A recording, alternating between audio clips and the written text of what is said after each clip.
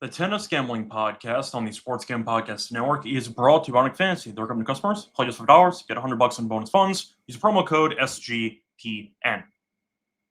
And welcome everyone to the Tennis Gambling Podcast here on the Sports Gambling Podcast Network. Currently Thursday night, November 6th, around 11:45 p.m. Eastern Time. I'm Rosso, Scott Reichel, once again going solo for this pod. Time to get into the semifinal matchups taking place in Athens and in Metz, taking place on Friday. So to break down those four matches in a second.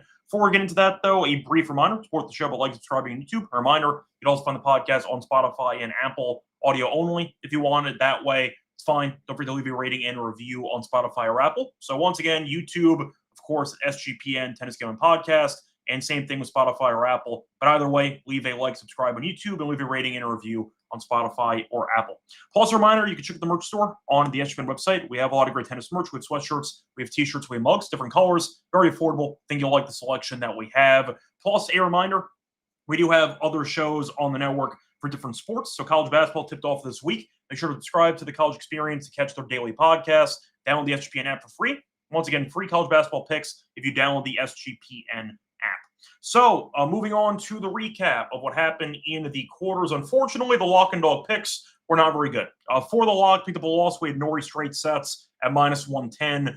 Pretty annoying loss there. Norrie led 4-1 in the first set and lost 5 games in a row.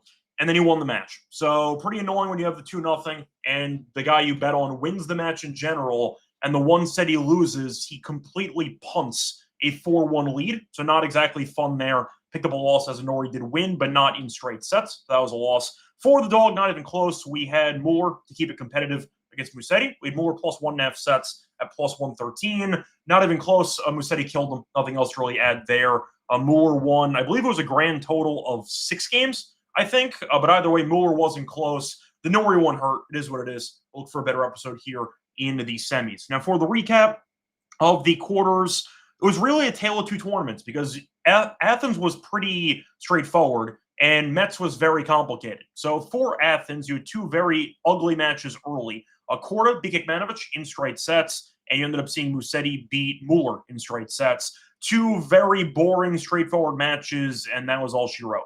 Then it got competitive. You saw Djokovic beat Borges 7-6, 6-4. So straight sets, but still competitive at least. And then you saw Hanfmann beat Giron in straight sets. Same scoreline as Djokovic, but either way, point is every single match in the quarters in Athens ended in straight sets.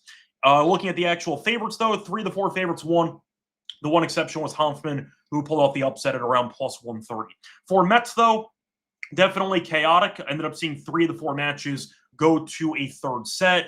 Almost all 4. Sonego almost lost that second set tiebreak, but he ended up holding on to win. So Norrie, said before, beat Jacquet in 3. Could have been straight sets either way. A point is he did end up winning in 3 sets. Sonego beat Altmaier 6-4, 7-6. Could have dropped the set there, but ended up holding on and winning in straight sets. Tien beat Berrettini in 3, and Sacco beat Tabor in 3 sets. He avenged his qualifying loss to Tabor earlier this past week. So for the episode, once again, the lock and dog picks were not very good. I'd say that the ending portion of the day was not that bad. We ended up having Tien in 3, and we also had Sacco in 3. So those worked out pretty well, but unfortunately for the actual lock and dog picks, didn't work out. And once again, not that much drama in Athens, a lot of drama in Metz, and we'll see what happens moving forward. Now, for the recap of the quarter picks, so this is the bright side of the recap because we did very well for the quarters. For Athens, we won every single quarter. For the first quarter, we had Djokovic, minus 188. Pretty straightforward, but you know what? A win's a win. Second quarter, we had our long shot. We had Hanfmann at 5-1, and he got there as he upset Giron. So nice 5-1 cash there for the long shot. For the third quarter, we had Korda at plus 120. That got there as well. And fourth quarter, we had Musetti at minus 138. We got every quarter right. Now, we did lose a couple of other choices. We had Majcik, for example, in the third quarter. We had Nakashima in the second quarter, and we also took a flyer on Tabilo in the first quarter. But point is, we ended up getting all of the right answers, and we didn't spend, I'd say, that many units trying to chase other guys. We were pretty concise with our choices, and either way, you made money if you ended up backing all the quarter plays. For the outrights, we are still alive. 4 people left, and we have 2 of them. We have Djokovic at plus 170, and we have Korda at 10-1. So hypothetical matchup in the final is still possible, and we automatically win, of course, if that happens. But overall, very good outrights there in Athens. As for Metz, so far, pretty decent. For the first quarter, we did win. We didn't have odds, though, when we ended up recording. Felix dropped out, so we had no odds at the time. Gave out Nori, so whatever number you got ended up winning. For the second quarter, picked up a loss. We had Rimmerknech. Third quarter, picked up a loss as we ended up having Bublik. But for the fourth quarter, we ended up having TN, and that got there at plus 187. So even though we had no price on Nori, that means we got 6 of the 8 quarter winners correct. So we ended up going 75%, basically. So can't complain. Anytime you have 8 people in the semis and you end up getting 6 of the 8 right, you made some money in the outright market. So can't really complain too much, and we'll see what happens moving forward. For the outrights, though, in Metz, ended up losing a couple of people. We lost Bublik at 350, and we lost Mutet at 12-1. But we have TN at 9-1, and we have Nori at 16-1. So we do have a chance of getting an automatic win in both tournaments if TN plays Nori in the Metz final and if Korda plays against Djokovic in the Athens final. But overall, the outrights were really, really good. Now, of course, we still have to actually finish the deal and try to win a couple outrights for the entire event. But for the quarters, yeah, we kind of cleaned up. Nothing else to really add there. I feel like the 5-1 Hanfman long shot definitely covered all of the other losing options that you might have sprinkled along the way. Mostly chalk, though, which is fine because we ended up picking it. But either way, can still sweep the actual title winners, and we got 6 of the 8 quarters right. So can't complain. Kind of makes up for, I'd say, how bad the actual picks were for the lock and dog yesterday, because we got a lot of the results we needed in order to win those quarter outrights. Anyway, nothing else to really add. For the women's side, mentioning the WTA Tour Finals, 2 pretty boring matches. Paolini keeps getting buried in every match she plays. Pegula beat her 6-2, 6-3. It has been ugly. And Sabalenka beat Goff in straight sets. Goff was actually up a break early in the first set. And at that point, Sabalenka kind of just dialed it in and was able to get the break back. When Goff was serving for the set, she was actually up 30-love, ended up blowing it. Then Sabalenka won the breaker, and then Sabalenka immediately went up 4-0 in the second set, and she ended up winning 6-2. So either way, pretty straightforward for the Americans. Or I should say for Pegula. I mean, Goff, I picked her. I thought she'd lose to Sabalenka. I mean, we know that she'll beat Sabalenka in a Grand Slam final, but in terms of WTA finals on fast courts, really not a great matchup for Goff, and Sabalenka's firepower has been basically unbeatable in the event so far. For the group, Sabalenka 3-0, Pegula's 2-1, Goff is 1-2, and Paolini, as I said before, went over as she ended up going 0-3. For the other group, just to briefly touch upon that, sorry, just trying to pull that up. So for the other group, you ended up seeing Rybakina win the group at 3-0. Anisimova came in second at 2-1. Swiatek 1-2, and Alexandrova and Keys went a combined 0-3 after Alexandrova filled in for Keys. So we got the semis at this point. You're looking at Pegula against Rybakina, and you have Sabalenka against Anisimova. So Swiatek did not reach the semis, and neither did Goff. So there you go. Can't say that it was that shocking per se with the fast-paced courts. Not surprised Goff struggled on those. And I know that I believe she was defending champion, but still, the fact that Sabalenka beating her was pretty straightforward. Pegula, good for her, and Anisimova has been very good so far this season. So we'll see what happens, but a couple fun matches that should end up being quite entertaining on Friday. We're not going to cover that, though. Time to get back into the men's semis taking place in Athens and in Metz. Before we get into those matches, though, a reminder that you can check out my book at ADG because they are a great place to bet on football, college football. You can bet on NBA, NHL, tennis, you name it. They're a prop builder for props as well. And you can use crypto for funding your account for getting nice payouts. And a reminder, when you get to my book at ADG, use the code SGPN for 100% back bonus up to 500 customers. Or get the G promo code SGPN, $500 for new customers. We're also brought to you by Novig. So you can check out America's number one prediction market for sports, getting some great prices by using Novig. So check out the reduced juice available in 35 plus states. Download the app when you do so. $50 and spend just $5 if use our promo code SGPN. And then actually Novig promo code SGPN. Welcome back, everyone, to the Tennis Game Podcast. Finished going through the recap of what happened in the quarters. Time to go on into the preview of the matchups in the semis. Now, initially, we did Athens first. However, Metz actually does start before Athens on Friday. So we're going to switch the order, starting off with Metz. Now, for the matches here, first match is going to be between Norrie and Sonego. Shop around. I've seen Norrie at minus 120. I've seen him at minus 140. So shop around, you can find different prices. Sonego, though, somewhere between even money and around plus 115. For the spread, minus 1.5 for Norrie, plus 1.5 for Sonego. The over-under in games is at 23.5. Now, for the head-to-head history, faced off a few times. Faced off this year, actually, back in Hong Kong in January. It was actually New Year's, and Norrie beat him in 3 sets. Faced off last year in Indian Wells, Norrie did win in straight sets, and faced off Monte Carlo 2019, and Sonego did win that one in straight sets. Now, the point is Norrie, in his career, is 2-0 in hard court against Sonego. The only meeting they had was 11 months ago, so it might not be exactly a great reference point, but it's better than nothing, so I'm going to mention it. Now, for the path so far, both guys have been winning in non-dominant fashion. So we saw Norrie beat Baez, beat Alcaraz in Paris, the big win there, lost to Vacherat. Showed up here, beat Royer, beat Kaza, beat Jacquet, all Frenchmen with the crowd against them in 3 sets. So it's been marathons, but he's been winning. So I guess that counts. Strength of schedule, not too bad. I mean, Jacquet in the quarters is a pretty lucky deal. Now, it's still a very close match, but Norrie has won every match in 3 sets. As for Sonego, he's won 2 of the 3 matches in 3 sets. Beat Choinski, beat Kaboli, nice win there, and beat Altmaier in straight sets. Could have won 3, but he found a way to pull out the tiebreak. So for the actual match here, should Norrie be the favorite? I'm going to say yes, but within reason. That's why I said shop around. I think Norrie minus 120 sounds about right. I think 140 sounds a bit expensive, and I do see some Sonegos out there at around plus 114. That does feel pretty generous for Sonego. I think that it should be closer to a pick'em. I would still have Norrie favored because I do think he is a guy who's been looking sharp, historically speaking, at the event. I mean, Sonego won the title here a couple years ago. Norrie made the final last year. So both guys have been good on these courts. Norrie, I think, has been solid.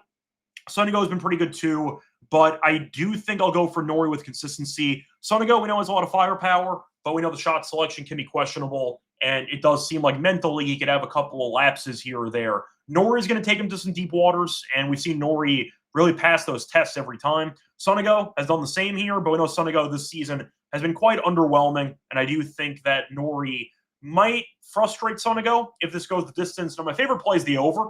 I think it's going to be a marathon again. Said it before. They faced off in Hong Kong back in January. They did go to a 3rd set.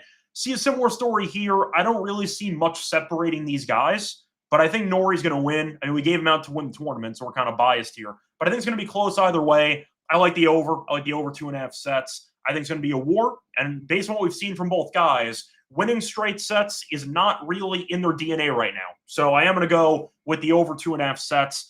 If I had to go for an actual pick here on the side, give me Norrie in 3. Moving on to the next match here. You're looking at the matchup between Sacco and Tien.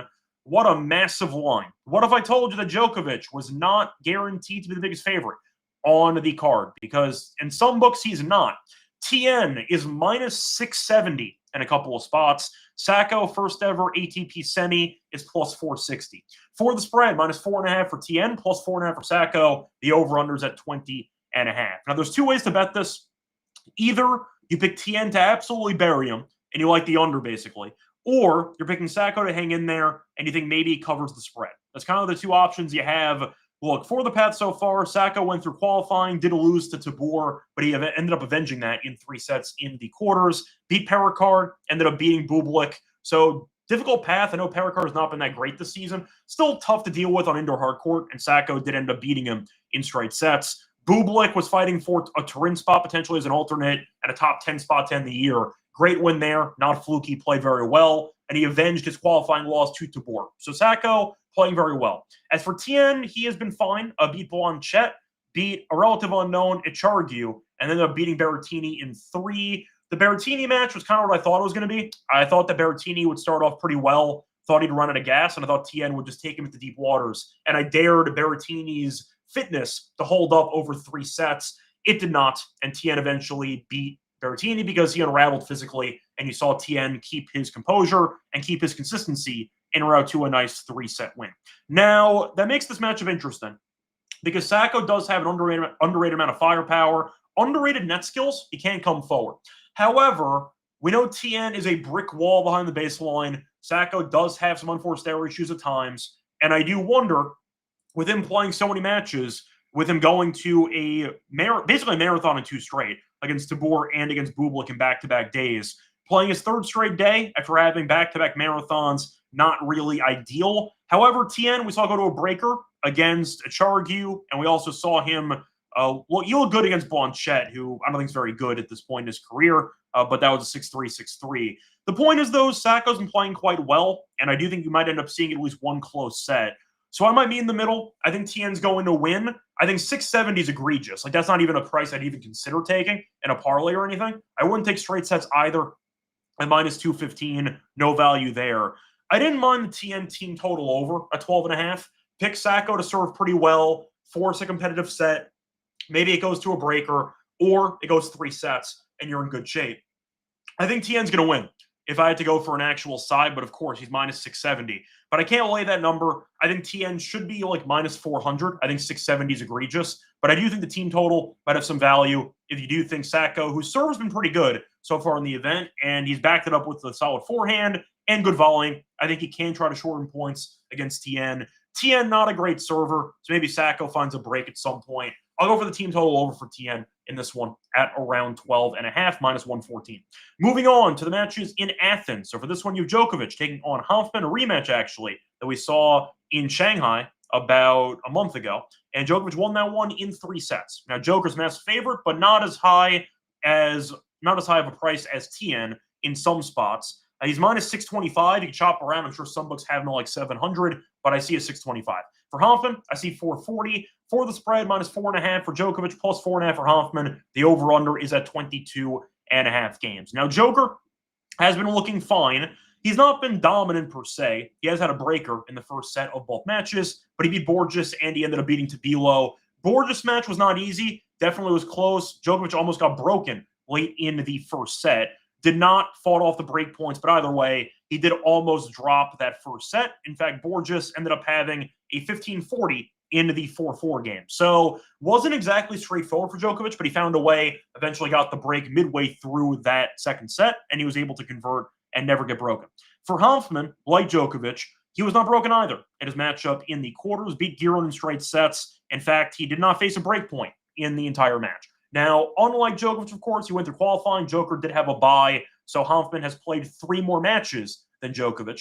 And in those 5 matches, including qualifying, he's been broken a grand total of 2 times. Hanfmann's been serving quite well, and that could lead the question, do I think Djokovic rolls, or do I think Hanfmann, like he did in Shanghai, does he use the firepower? Does he use the serve to somewhat neutralize the Djokovic return for a long enough period to cover this number? I'm going to say yes. I think Borges is an okay player. I think he's fine. But Joker didn't look great returning for a decent portion of that match, and I do think Hanfmann's serve has been a very lethal weapon for him in the event, helping him make it to the semis. I think Joker's going to win, but I do think that the potential money line here, I mean, I'm not picking Joker to lose, if we're being honest here, but 4.5 does feel kind of expensive for Djokovic, who did not cover that number against Borges, and the fact is he had a breaker against Tabilo. Tabilo kind of unraveled in that second set. Joker's going to win most likely, but Hanfmann proved in Shanghai he can frustrate post-prime Djokovic, and there is a chance with the serve. He can definitely hold serve 5 times in a row, and it's all you really need to get Djokovic to go over the team total to potentially cover the spread. Good enough for me. I think Djokovic ends up winning, but not covering. I don't mind the plus 4.5 for Hanfmann, and I don't mind the Djokovic team total at around 12.5. Moving on to what might be the most competitive matchup on the card, either this one or Sonego against Nori. It's Korda taking on Musetti. Now, Musetti, we know, does need to, let's say, have a great tournament run in order to make it into Turin, so he's very motivated. As for Korda, he's been injured for most of the year, which is kind of a summary of his entire career at this point, but he's been playing well. We'll see how he looks. Now, for the actual pricing, Musetti is technically, according to this book, the cheapest favorite. Nori's minus 141 here. Musetti's minus 139. So shop around, but once again, Musetti is basically the same price as Nori on this book, and Korda is a slight underdog, basically the same price as Sonego is at plus 114. Now, for the spread, minus 1.5 for Musetti, plus 1.5 for Korda. The over-under is at 23.5. Now, for the path for Musetti, one good match, one bad match. Ended up destroying Mueller in the match on Thursday, and he had a war against post-prime Wawrinka. So the point is he's been pretty Jekyll and Hyde in the event. For Korda, though, he had a much-needed coast win in the quarters because he had a 3-set marathon against Popyrin, had a 3-set win against Zoomer, and then basically just destroyed Hikmanovic, who didn't want to be there. At least it looked like it. Now, I do think for the head-to-head, it's worth mentioning that Musetti and Korda have been split, currently tied 2-2. However, if you want to include very dated head-to-head information, the last meeting was 3 years ago, coincidentally, in this event. Faced off in Metz in 2022, and Korda did win in straight sets, was competitive, and he ended up winning 6-3, 7-6. So Korda did beat him on this exact court about 3 years ago. Does it matter? Maybe, maybe not. Pretty tough to tell. Musetti, though, did look a lot better, of course, than he did against Wawrinka. Korda looked good, too. The thing is, kind of similar to my thoughts on the Norrie match, it depends on the number. I think 140 is too expensive for Musetti. Korda's looked good. We know he's a solid hardcourt player, and I do think Korda, based on resume, has a better hardcourt resume than Musetti does. I mean, he won a 500 title back in DC last year. So Korda does have a pretty decent hardcourt resume, even though the Grand Slams, of course, have not really gone in his favor. I think 140 is too expensive on Musetti. I get that it's a must-win match for him, etc. But I think Korda has some value. I think it'll be close, but 140 does feel very, very expensive. But I do think you're looking at a spot where Korda might win, he might lose, but either way, I see it being close. Don't mind the over 2.5 sets. I see a marathon. But for minus 140, I think Musetti's a bit too expensive. I think he should be. I'm basically carbon copying my thoughts on the Norrie and Sonego match. But I think he should be minus 120, minus 125. Korda, though, looks good. Good hardcore player based on resume compared to Musetti. I'm going Korda. Once again, pure bias because I have him to win the event. So I already thought going in, Korda had a decent path. I was not picking Musetti to make it to the final. I'm not going to cave now. Give me Korda at plus money to make it into the final. Anyway, to wrap it up for my thoughts on the semis for Metz and for Athens, time to go on into the lock and dog picks. Before we get into the lock and dog, reminder brought to you by our sponsor, Hellenic Fantasy. You can play for this pick entry, chance to win 5,000 times your entry. Pick different sports as well. They have tennis. Don't worry about it. They do have tennis. They have basketball. They have hockey. Name your sport, they basically have it. But a reminder, new offer for the customers, play just $5, get $100 in bonus funds. Use promo code SGPN. We're also brought to you by Rhythm. They're crushing in college football, the NFL, and they just added NBA. They also have models for college basketball if you want that too. Rhythm's giving away cash prize every week. Tracking your bets in the app, track 5 bets per model that you build, and you can win 1K. And a reminder, we have a nice discount code with Rhythm. If you use the code SGPN25, we download the app, get a quarter first month. That Rhythm wants a promo code SGPN25 for a quarter off first month. Rhythm, promo code SGPN25 for a quarter off your first month. Welcome back, everyone, to the Tennis Game Podcast. Finished going through the preview of the semis in Athens and in Metz. Time to move on into the lock and dog picks. For the lock, I'm going to go back to Athens, actually. Going to sound dangerous, but I'll actually trust the serving. And what's been, I'd say, lackluster returning from the best returner of all time. Give me Djokovic team total over 12.5 at minus 140. I say this all the time on the show. I'll say it again. Caesars goes rogue on their team total pricing. You really need a Caesars book if you're going to bet tennis because they have 140 for Djokovic team total over. Some books have 13.5 for the actual team total. So forget 12.5 at 140. Some books have Djokovic 12.5 at like minus 170. Some books have 13 flat. I saw a book with 13.5. I think it was DraftKings with 13.5. 12.5, 140. Sure, I'll take it. There's been a tiebreaker in each of the first 2 matches here for Djokovic against Tabilo and against Borges. Borges, not a great server, and Joker only broke him 1 time, and it took him a set and a half to do so. Now, Hoffman has been serving very well in the event. He's played 5 matches, including a qualifying, and he has been broken 2 times combined, faced 0 break points in the entire match against Giron on Thursday. He's serving well. I think it'll translate to the courts here, and Djokovic, once again, can still win the match in straight sets. The point is, I see a similar script to what we saw against Tabilo, where he struggles early to break, figures it out, but by that point, you're at 5-5 in the first set, and at that point, you're in good shape. But Hoffman played Djokovic about a month ago on hard court, and the match went to 3 sets. Joker won, but there was also a 7-5 set. It was close. I think intimidation will not be a factor here. Hoffman had Joker on the ropes last meeting, and the fact is he's serving very well. I think he'll serve well again here Djokovic, give me the team total over 12.5 here at -140 as my lock. For my dog, I'm going to go to the matchup between Norrie and Sonego. I'm sure you know where I'm going with this one. Give me the over, 2.5 sets at +139. Took a shot with Norrie to win straight sets last round. Didn't work out. I have given up on that prospect. Instead, I'll go for the over 2.5 sets. Norrie has been dropping sets left and right. He's lost at least one set in 11 of his last 12, couple of marathon matches. Every match so far in the event for Norrie has gone to a third set. Also faced off back in January on hard court. That match also ended up going to a third set. Sonego has also been involved in a couple of marathons. 4 of his last 5 matches have also not ended in straight sets. So both guys are dropping sets. They're still winning matches, but I see it being close. Money line's close on the money line, or I should say on the pricing, I mean. And the fact is, Norrie and Sonego have been dropping sets all the time. Norrie is the favorite at around -140, has lost at least one set in 11 of the last 12. I can't ignore that. I think Sonego has got enough firepower to keep Norrie off balance for a set. I think Norrie's got enough consistency to keep Sonego off balance for a set. Good enough for me. Give me the over 2.5 sets at +139 as my dog. So once again, the plays here for the semis, the lock's going to be on Djokovic. Team total over 12.5 games at -140. For the dog, I'm going to go with a Norrie and Sonego over 2.5 sets at +139. To wrap up the show, back once again for the final in Athens and Metz. Till next time, reminder, check out the Tennis Camp podcast on, once again, YouTube. You can also check it out on Spotify or Apple. Like, subscribe on YouTube, leave a rating and a review on Spotify or Apple, and find me on Twitter at Reichel Radio. Till next time, good luck to all of you, and I'll